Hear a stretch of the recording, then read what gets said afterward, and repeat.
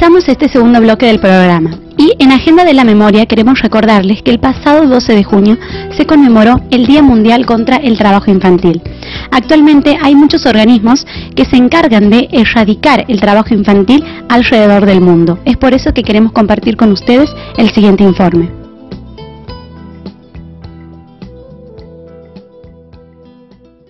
La Organización Internacional del Trabajo sostiene que una gran parte de los 75 millones de niños sin acceso a la educación primaria comienzan a trabajar a una edad temprana y plantea la necesidad de impulsar el acceso a las escuelas para romper el ciclo de pobreza y trabajo infantil y para erradicar sus peores formas para el 2016.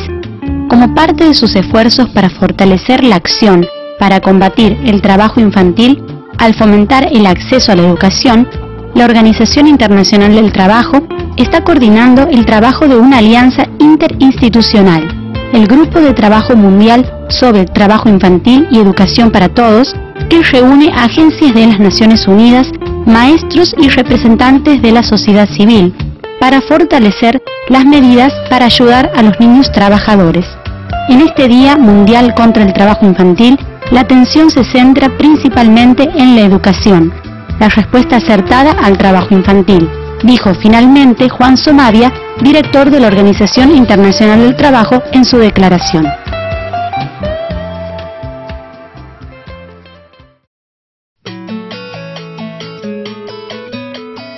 Hace varios días se presentó en la librería Hiperión el autor Sergio Sinay con su obra La Sociedad de los Hijos Huérfanos. Desde Ser Docente queremos compartir con ustedes la mirada tan particular de este autor. La sociedad de los hijos huérfanos, creo yo, es la sociedad en la que vivimos.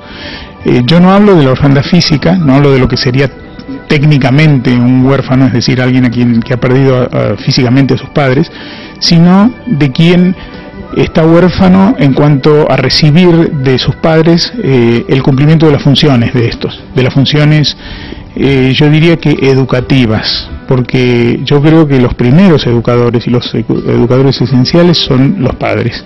Si entendemos por educación, al menos es lo que yo entiendo por educación, la transmisión de valores, la enseñanza de que en toda vida hay un sentido y que parte del vivir es justamente explorar ese sentido hasta descubrirlo en la propia vida. Y el tercer elemento es lo que yo considero que es la educación, es la enseñanza de la construcción de vínculos donde el otro es un fin y no un medio, donde el otro no es alguien a utilizar, sino alguien con quien construir espacios de convivencia, por lo tanto el otro es un fin. Esto, cuando un chico entra en la escuela, en la educación formal, en lo que se considera la educación formal, ya llega educado desde este punto de vista, porque ya ha venido recibiendo valores, recibiendo modelos de vínculos y observando para qué se vive. ¿Y dónde lo ha observado? En su casa, de parte de sus educadores, de sus primeros educadores, que son sus padres o los adultos significativos de su vida, aquellos con los que convive cotidianamente. ¿Cómo se educa desde este punto de vista? Los valores se transmiten viviéndolos, no hay otra forma de transmitir valores. Es muy sencillo. Y no viviéndolos cuando los chicos nos miran, viviéndolos cuando vivimos, todo el tiempo. ¿Cómo se enseña a construir vínculos donde el otro sea un fin y no un medio? Construyendo vínculos de ese tipo, y en primer lugar con los hijos. Vínculos donde el hijo es tomado en cuenta, es mirado, es escuchado, se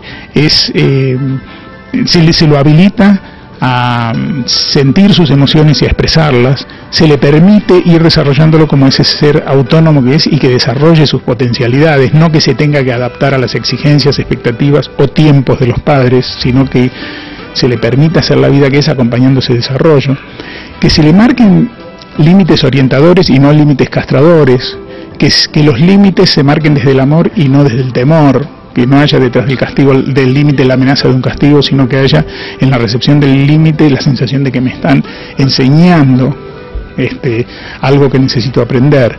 Creo que lo que hace la escuela, y es importante, y es indelegable, y es fundamental, es enseñar, es transmitir información importantísima, necesaria para estar en el mundo, para ser un habitante del mundo, creo que la escuela enseña a desarrollar habilidades que cada uno trae y a reforzar esas habilidades y a orientar esas habilidades y capacidades, y creo que la escuela además socializa, enseña a convivir con el diferente en un ámbito donde todos están con un fin común, que es irse convirtiendo en personas. Y por supuesto que en todo ese proceso también la escuela transmite valores, tiene que transmitir valores de la misma manera que transmiten los padres, viviéndolos. Creo que la función de enseñanza y socialización y entrenamiento que cumple la escuela y la función de educación que cumplen los padres no son antagónicas, sino que son complementarias, porque de la misma manera que yo no puedo enseñarle a mis hijos en casa todo eso, no puedo prescindir de la escuela y decir yo les voy a enseñar todo lo que la escuela enseña, o yo los voy a socializar en mi casa porque es... Claro, no se puede socializar en casa, es lo que se llama un oxímoron, una palabra que se niega en sí misma. Digo, socializar es justamente salir de casa y saber que existen los diferentes. Uno no se socializa entre iguales. Entonces, de la misma manera que uno no puede reemplazar a la escuela no puede reemplazar a los padres. Ahora, curiosamente, muchas veces los padres en esta sociedad, en la medida en que desertan de sus funciones, terminan pidiéndole a la escuela que se haga cargo. O se lo piden a Internet, o sin pedírselo, lo dejan en manos de Internet, del cibercafé, del boliche, de los empresarios de la noche, del narcotraficante, de la televisión, y encima se enojan cuando alguien les recuerda que no están cumpliendo sus funciones. Me parece que están dejando huérfanos a sus hijos desde este punto de vista. Esta es la sociedad de los hijos huérfanos, que es una sociedad que después paga costos altos y colectivos, porque nosotros por esta ausencia progresiva de los padres de sus funciones, por esta cuqueada colectiva que los padres hacen de sus funciones, porque nos asustan las cuqueadas de los chicos, pero no hablamos de las cuqueadas de los adultos, empezando por los padres, empezando por, legisladores que no van al Parlamento a cumplir sus obligaciones, no dan quórum cuando tienen que darlo, empezando por ñoquis que pasan a cobrar pero no van a trabajar. ¿Qué opinas en base a tu experiencia, tu formación en psicología, el tema del valor de la libertad, que está hoy tan discutido, digamos, ¿no?, en el marco de lo que es la Revolución de Mayo y todo lo que nos recuerda al Bicentenario? Mira, me parece que vivimos en una sociedad que tiene un poco trastocado la idea de lo que es libertad, ¿no? Se cree, y muchas veces la publicidad, el marketing, muchas cosas tratan de subrayar esta idea, que la libertad es no tener obstáculos, que uno es libre cuando puede hacer lo que quiere. Y la verdad que una condición, digamos que una característica esencial de la vida humana es que somos seres condicionados, que por empezar tenemos un condicionamiento temporal, porque todos tenemos fecha de vencimiento, aunque no sepamos cuál es, o sea, tenemos fecha de vencimiento, o sea que ya nacemos limitados por el tiempo.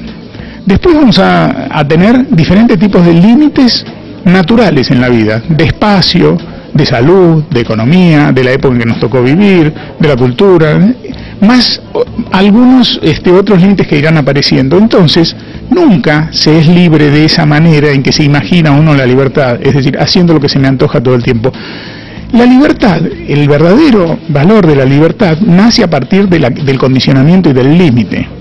Nace a partir de las imposibilidades. Cuando no se puede todo, cuando el condicionamiento existe, uno tiene que aprender a valorar.